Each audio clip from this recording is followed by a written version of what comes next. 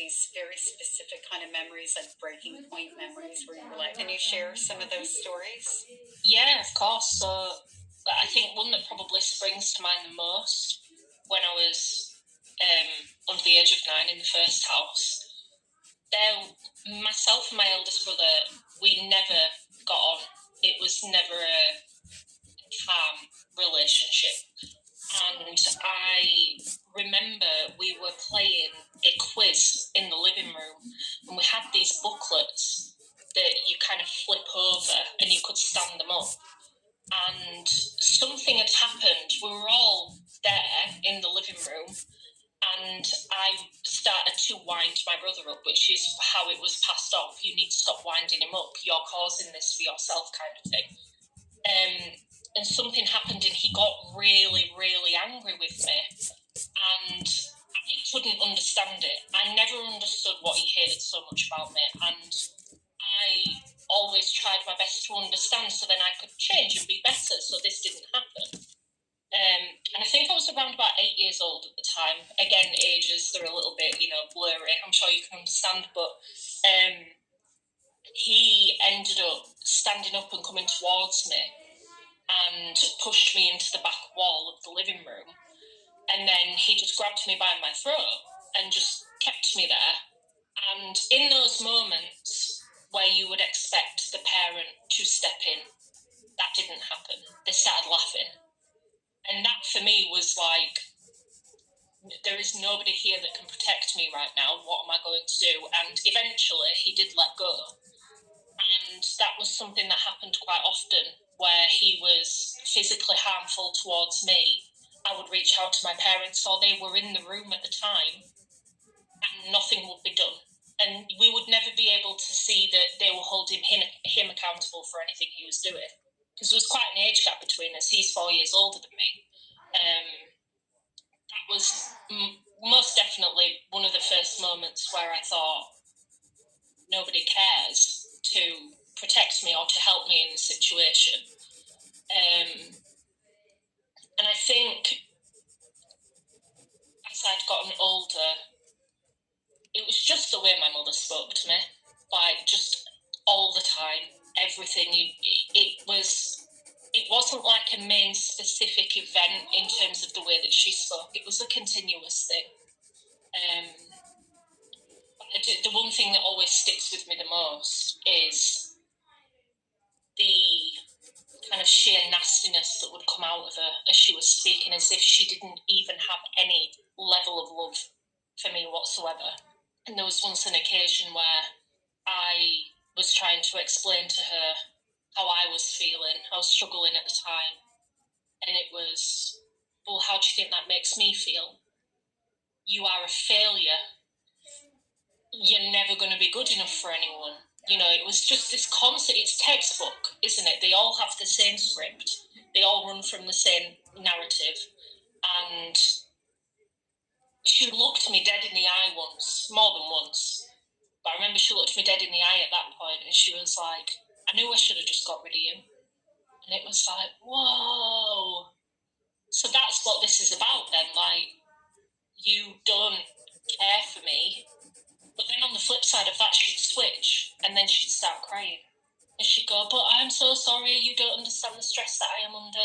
So it was constantly combating this mood where it would be such a level of verbal abuse and then love bombing straight after. And it was like, well, I don't know where I stand with this, And she was very rarely physical with me because my mother's got multiple sclerosis, so mobility-wise, she wasn't able to beat me up. It's your brother. She didn't have to. Exactly that. That's a good point. Yeah, she didn't need to inflict any of that because he was doing it for her, I never thought of it that way, actually. It's quite interesting. What happens here? Yeah, it's strange. But when you speak to somebody about it, and then they just drop something in there, you're like, oh my God, yes, absolutely. That's why it's so good to talk about it as well.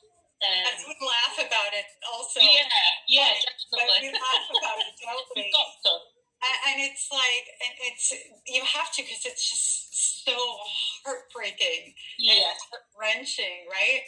And I mean, I work as a therapist with people like you and I, day in and day out, and you have to find ways to just be able to live with the fact that another human being, let alone a parent, can just be so horrifically cruel. Like there's not Yeah. a word that I can attach to cruel enough to do it justice.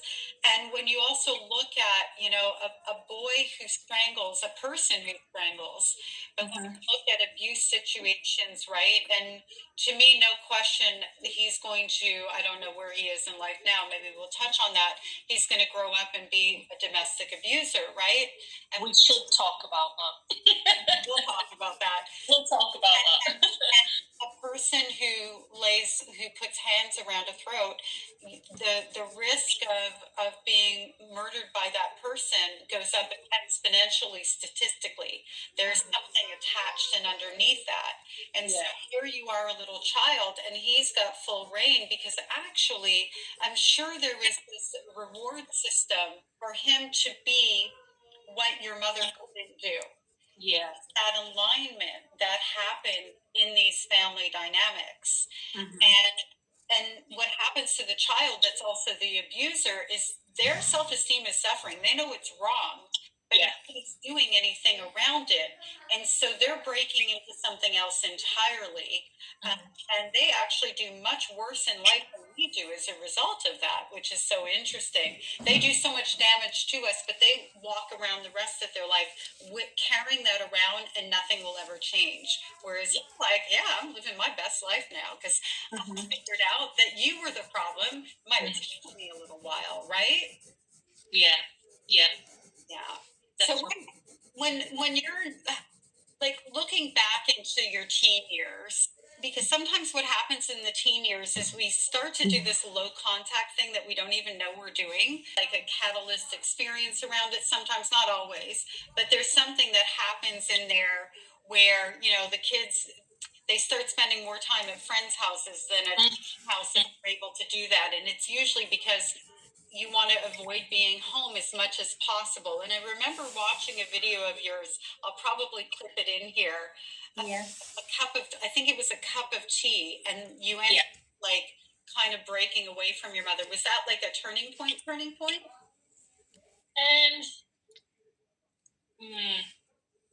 Or just on the pile? Yeah, it was added to the pile, but I do think that was wow. Like I am never going to be able to get the mother that I want out of this woman.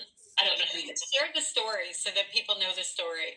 Yeah, so the story itself, which is, like I say, she was never really physically abusive other than the cup of tea incident.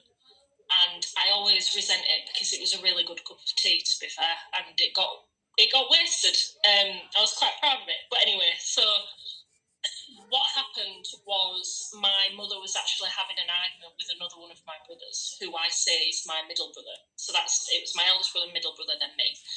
And I was upstairs. I just had a shower. I came downstairs, and you had to walk through the living room to get to the kitchen. There was no other route to get there. And I went into the kitchen. I made myself a cup of tea. I was kind of overhearing what was being said, but I didn't really interject anything. But then I remember I walked back through the living room and just kind of stood. And I had this cup of tea in my hand. I was 17 at the time, because I remember where I was at school. So I had a cup of tea in my hand. I was stood next to my middle brother, who denies any of this happened, actually, which again is interesting.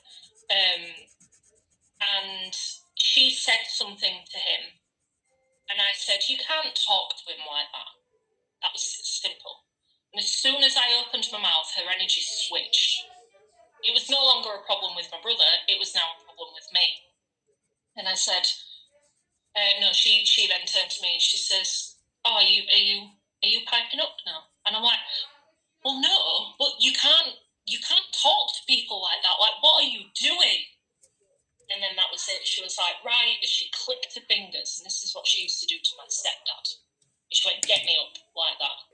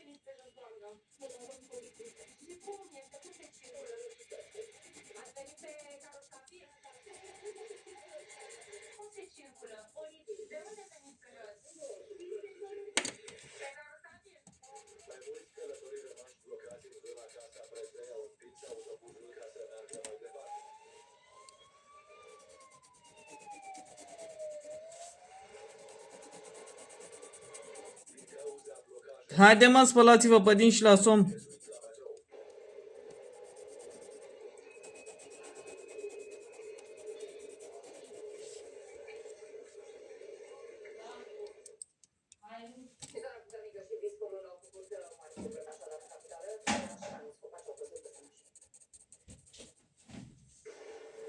Hai, du-te, spală-te pe dinți. Hai, Luci!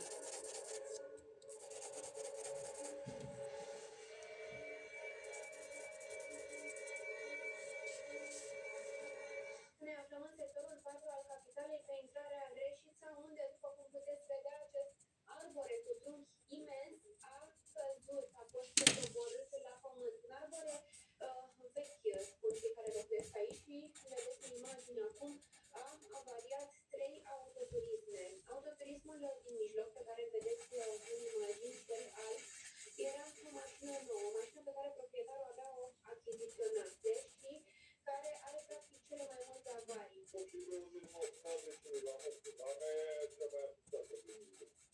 E parbriez în spate. Nu știu că nu avem voie să umblăm până nu vin cei de la primărie. Am înțeles că ar fi totul să proiectăm, pentru că s-au făcut nenumărate sesizări de paritare de foc, de aveam acesta, era unul aici care era uscat, așa trebuia și ăsta toaletat, nu l-a toaletat, s-a întâmplat ce s-a întâmplat. Că am fost la locul de muncă, că eu sunt cu altă mașină, asta era mașina băiatului care de-abia o luat, de noi am făcut actele pe numele meu, și m-a sunat la muncă vecinii, zicea că ți-a căzut un foc pe mașină. Băia fi la muncă, a trebuit să vină. Nu le făcurim în partea primării. Păi așa sper, așa mi se pare normal, că nu e vina mea, mașina era parcată pe locul de parcare, chiar dacă n-a făcut actele, da, și să nu e în loc. Și costă să scrivă, după câte știu, Vă spălăm mă pe dinți? Da. Care da?